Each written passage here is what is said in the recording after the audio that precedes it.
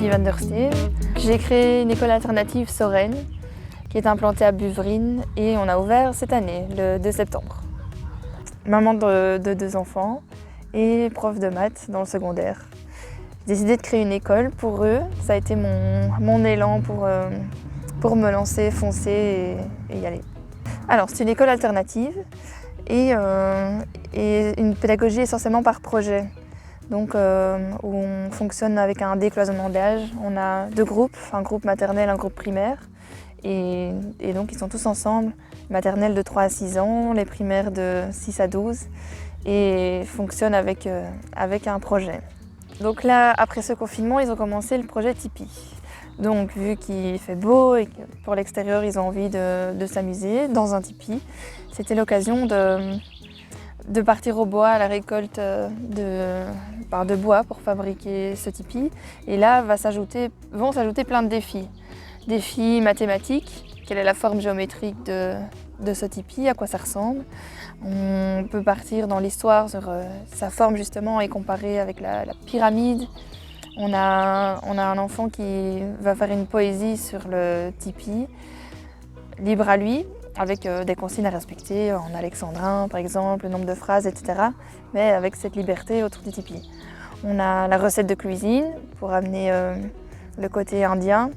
Et là, les enfants ont déjà passé une journée où ils avaient des ingrédients à apporter dans leurs consignes et ils ont passé une journée autour du projet Tipeee et amené la culture de la cuisine.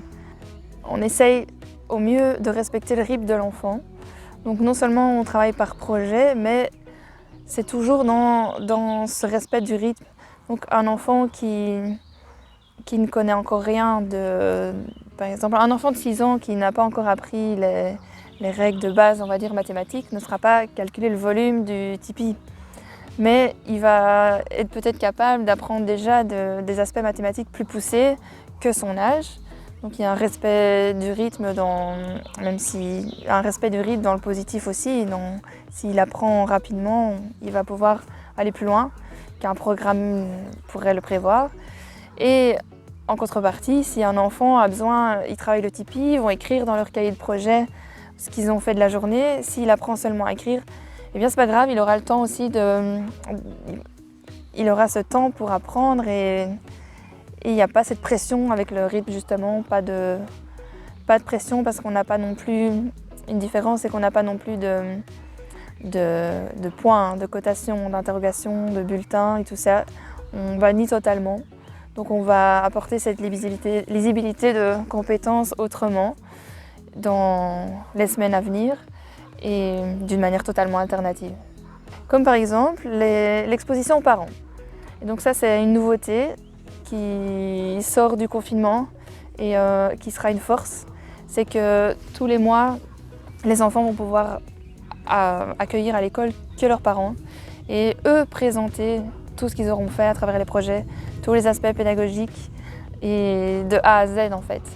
Et là, de se retrouver face à un groupe d'adultes, des petits bouts comme ça, alors non seulement ils vont pouvoir apprendre aux parents tout ce qu'ils ont appris, mais au moment même, ça sera encore une source d'apprentissage gigantesque. Ils vont vivre les choses. Une part, je dirais, de moi, de mon vécu à l'école, de mon vécu en tant qu'enseignante et de cette progression que je fais au fil du temps, ou cette grosse remise en question en fait, d'année en année.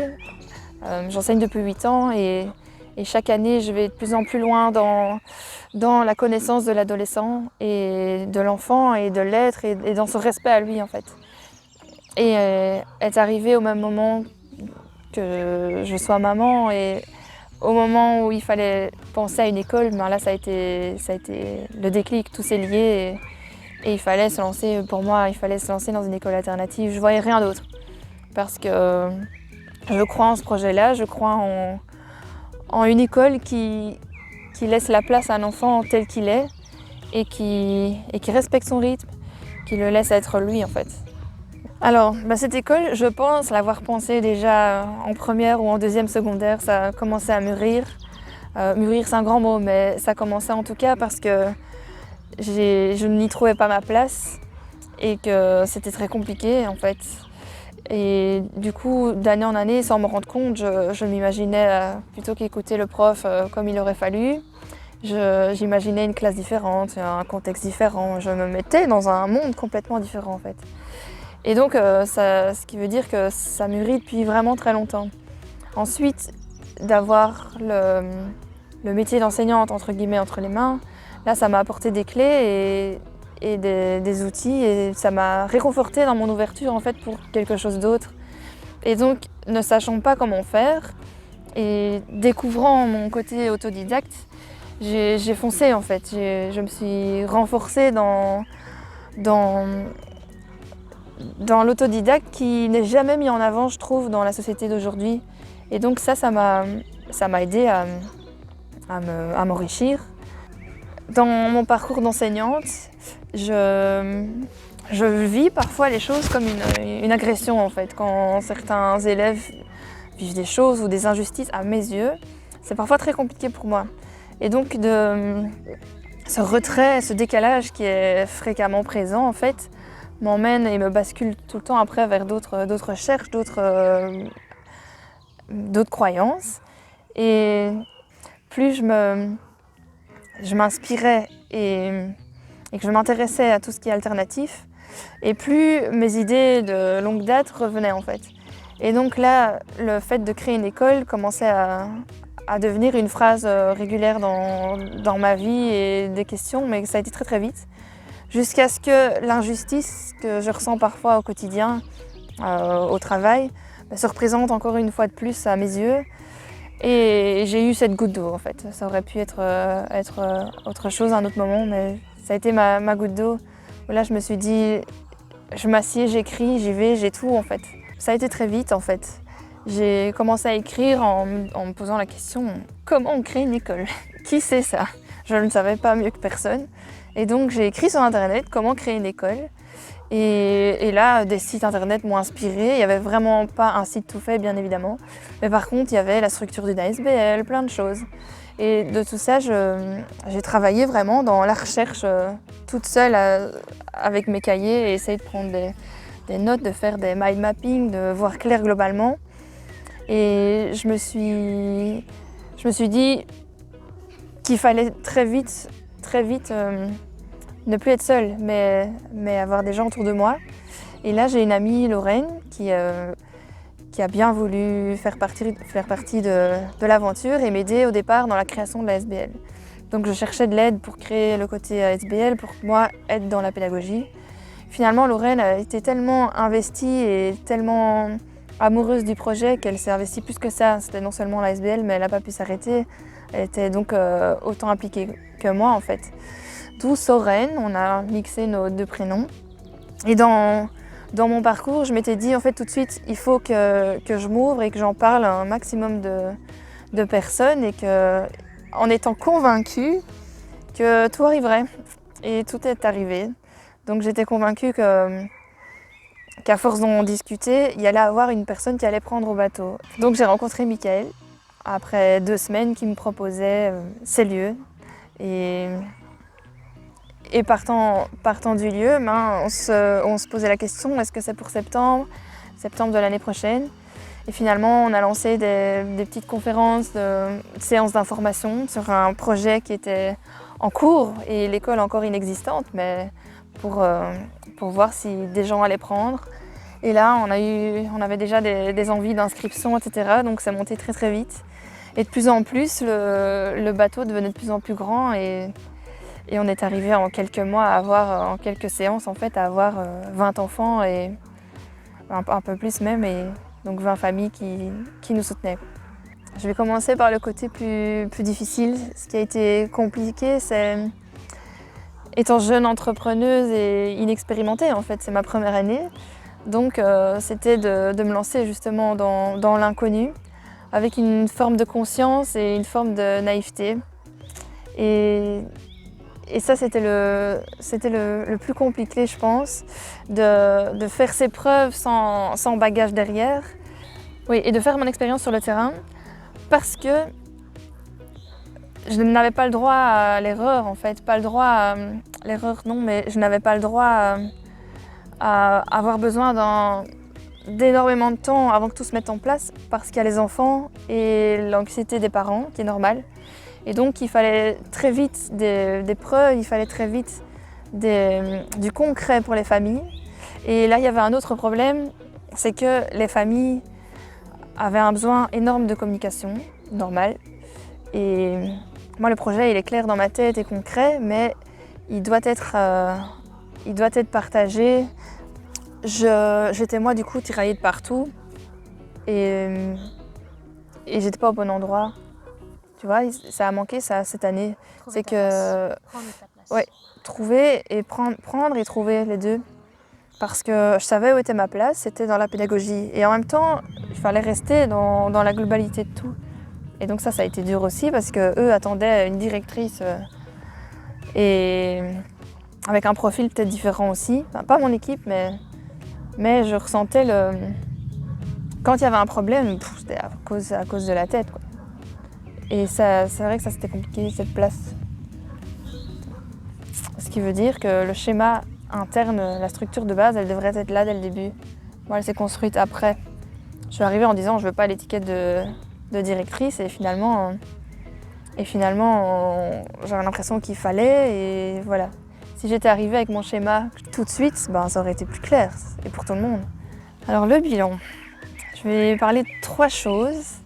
La première, c'est qu'on sous-estime le besoin de chacun de communication. On a besoin de communication. Les familles ont besoin de recevoir la transparence, de la lisibilité sur qu'est-ce qui se passe pour leurs enfants. Ils ont besoin de savoir qui est qui dans l'école. On voit plusieurs têtes, on voit parfois des gens de l'extérieur venir nous aider, mais qu'est-ce qu'ils font avec les enfants, ils sont qui? Donc, il y a vraiment besoin de communiquer avec tout le monde. Dans l'équipe aussi, bien sûr, un besoin de « Oh, j'ai un problème auquel on n'avait pas pensé, je me retourne vers qui ?»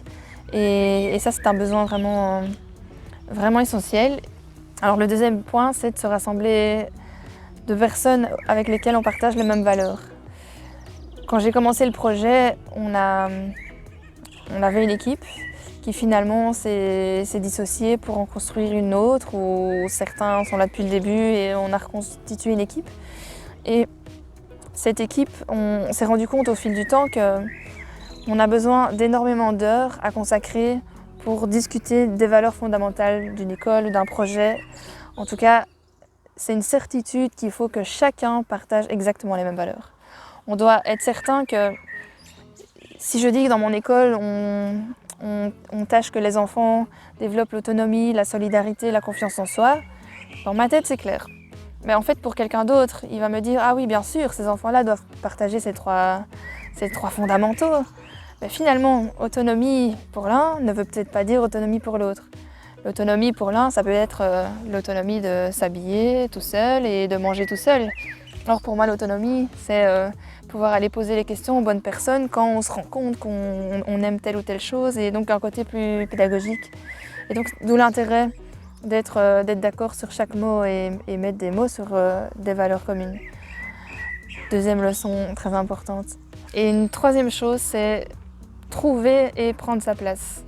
Alors pourquoi trouver sa place? C'est parce que en commençant le projet, c'était évident pour moi de ne pas recréer un schéma comme partout, un schéma en pyramide en fait. Cette hiérarchie avec le directeur qui décide et ensuite les autres qui suivent. Non, je voulais un projet beaucoup plus social et une gouvernance plutôt partagée qui s'est construite au fil du temps. Et du coup, ça a amené beaucoup de difficultés. C'est que dès qu'un projet commence, ou là l'école a ouvert, sont arrivées des situations à devoir régler rapidement, et quand la structure n'est pas encore aussi claire qu'elle n'est aujourd'hui, eh bien ça a été une difficulté aussi.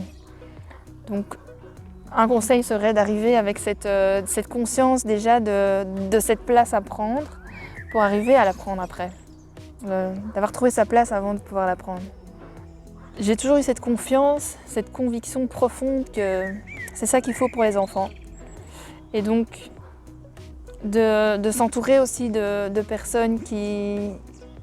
C'est un conseil que je glisse au passage. Il ne faut pas hésiter de parler et de s'ouvrir, parce que En chacun, il y a des ressources énormes. Les gens parfois sous-estiment leurs compétences et du coup, il y a autour de nous des forces gigantesques et parfois méconnues. Et tout ça, ça aide à tenir le coup, ça aide à, quand parfois c'est difficile, ça aide à s'accrocher et surtout le cœur du projet, je pense que d'être trop convaincu en fait. D'être trop convaincu, ça me permet de rester comme... On sait qu'on aime ses enfants et là c'est comme si j'avais créé un bébé et pareil, ce bébé je l'ai créé donc je pourrais pas l'abandonner en fait. Je lui donne le conseil de se faire confiance et de pas se poser 36 000 questions et de foncer. Oui voilà, de se faire confiance et de foncer. S'il est habité, s'il croit en quelque chose, personne ne peut l'arrêter. Et de s'entourer de personnes qui partagent les mêmes valeurs.